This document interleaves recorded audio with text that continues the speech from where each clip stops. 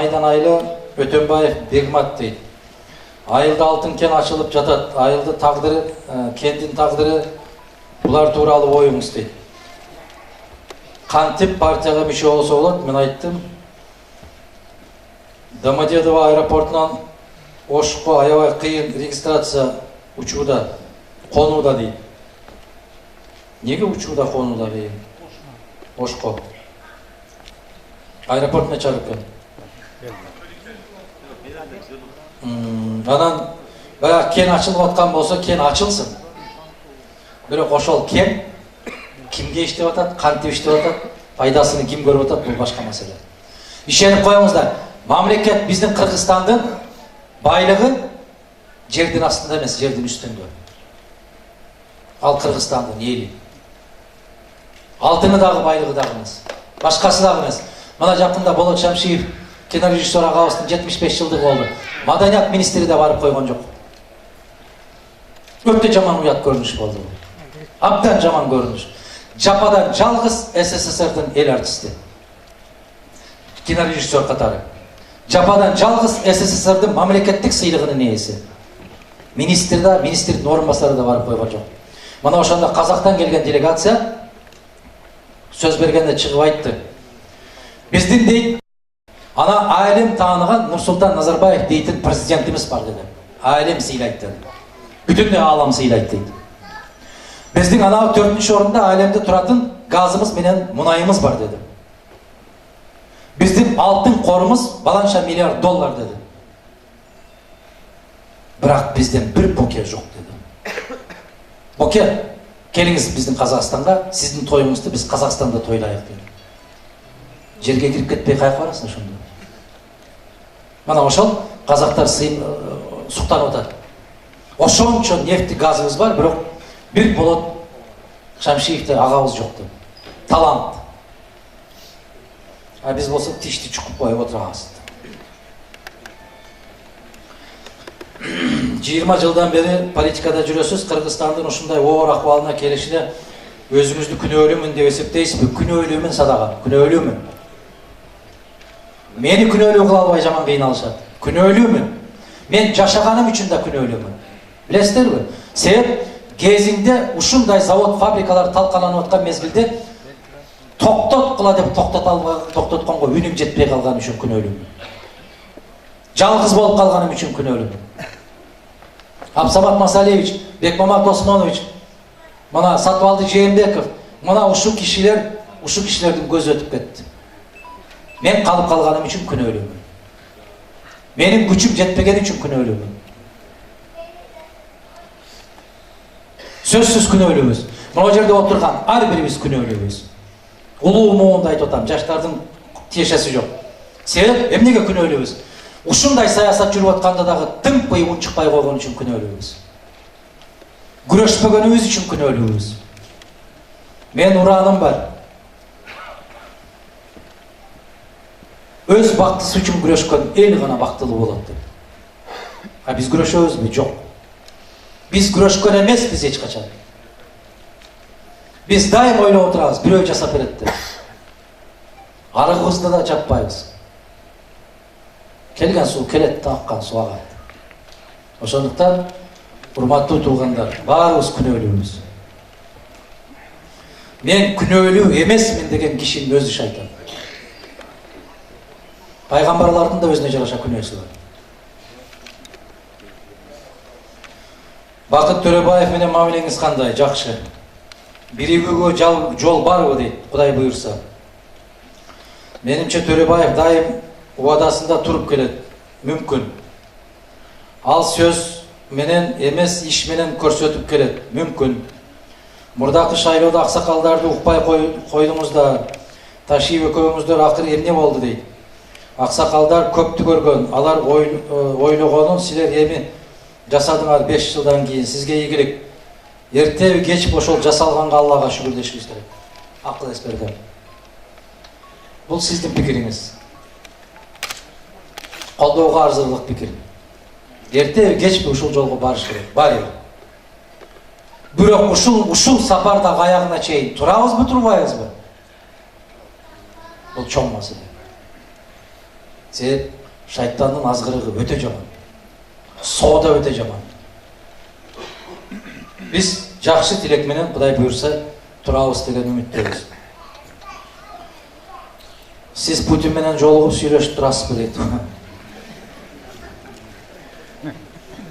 Мен бир гана жолу жолукканмын. Бир гана жолу сүйлөшкөнбүз 40 мүнөттөй. Андан бери сүйлөшө элекпиз. Сүйлөшкүн келет. Эмнеге? Себеп биздин мамлекетибиздин тагдыры Россия мамлекетинин тагдыры менен чырмалашкан бирдей. Эмнени сүйлөшкүбүз келет? Биз кантип мына Кыргызстанды бир элге окшогон эл кылабыз. Кантип мамлекетке окшогон мамлекет кылабыз. Кантип тартипти орнотобуз. Мына ушулардын тегерегинде сүйлөшкүм келет. Акматбек Келдибеков менен эмне себептен бириктиңиз? Ал сизди сатып кетпейби? Себеби мен токтоосуз окуп атсам кечирип койгула. Сиздер кандай жазсаңар ошондой окуйм. Анан эртең бирөөлөр мындай тартып алып туруп көрсөтүп туруп, анан ал жигитке жиберип коет. Көрдүңбү деп туруп. Мен өзүм ойлоп тапкандай. Жардам берген эмес эле го өткөндөгү шайлоодо дейт. Эми жаңылбаган эч ким болбойт, баары жаңылат. Жаштар тааныбайсыңар, Володя Ульянов деген кишини тааныйсыңарбы? Жаштар билбейт. Ошол Володя Ульянов деген бала айткан экен да. Жаман киши ката кетирбеген киши эмес, катасын мойнуна албаган киши деп. Ошон үчүн баарыбыздын катабызды мойнубузга алышыбыз керек. Таза шайлоону кантип өткөрүү керек? Эл таза болсо, таза шайлоо өтөт. Эл таза болбосо өтпөйт, эч качан өтпөйт. Эч качан өтпөйт. Мына сиздер өзүңүздөр көрүп атасыздар. Кече айылдык кеңештерге шайлоо болду. Не деген маскарачылык болду?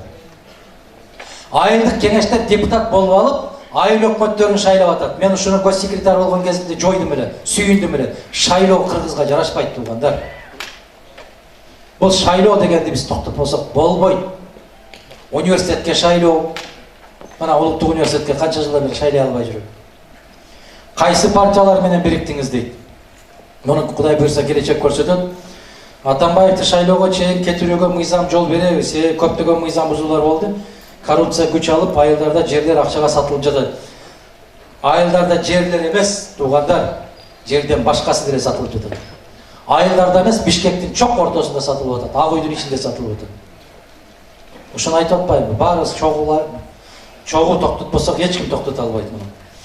Менин суроом мындайча, кыргыздар 500 миңден ашуун Россиянын гражданын алгандар. Сиз президент болуп калсаңыз кандай карайсыз? Алардын келечегине дейби? Биздин үйүбүз Кыргызстанда дейт. Эми эки мамлекеттин атуулуу болуу биздин конституцияда каралган эмес. Мен түшүнүп турам сурооңуздарды. Эрте кечпи баягы эле союздун мезгилиндегидей союзду калыптандырышыбыз керек. Башка жолубуз жок туугандар. Миң көкүрөк каккыла эгемен элбиз, желегибиз бар. Гимнибиз бар, гербибиз бар деп.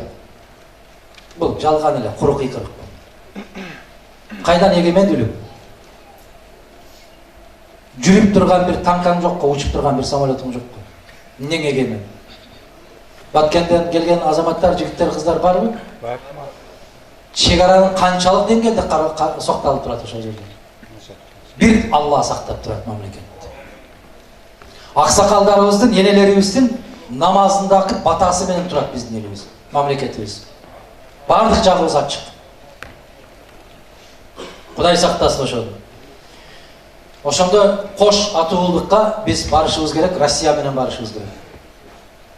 Кош атуулукка коркпой Россия менен барышыбыз керек. Эмнеге? Себеп Россиядан Кыргызстанга атуулукту алайын деп бара койгон кишини көргөн жокмун мен. Ушул жол бизди Кудай буйрса 500 миңден да көбүрөөк биздин жарандарыбызды толук кандуу адам укугунун кайрадан ордуна келтирген болот. Кудай кааласа. Сиз Кудай буйруп президент болуп калсаңыз, сиздин командаңызды азыртан тактап айта аласызбы? Мисалы, премьер-министр, коргоо министри, тышкы иштер министри дейт. Я, ошону сиздин атыңыз аталбай калса капа болуп каласыз да. Арасында. Биринчиден көп суроо берип атат азыр журналисттер. Сиз барасызбы, барбайсызбы деп. Мен айтып атам, ар бир нерсенин өзүнүн убактысы бар да. Барам деп айтыш үчүн биринчи жарыяланыш керек шайлоо, башталыш керек. Кыргыз паспортундагы улуту деген графаны алып коюуга сиздин көз карашыңыз. Мен каршымын.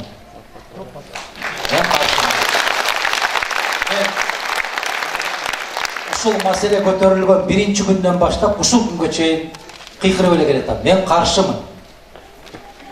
Себеп биз өзүбүздү өзүбүз сактап кала турган ушул маселе. Ушул суроо.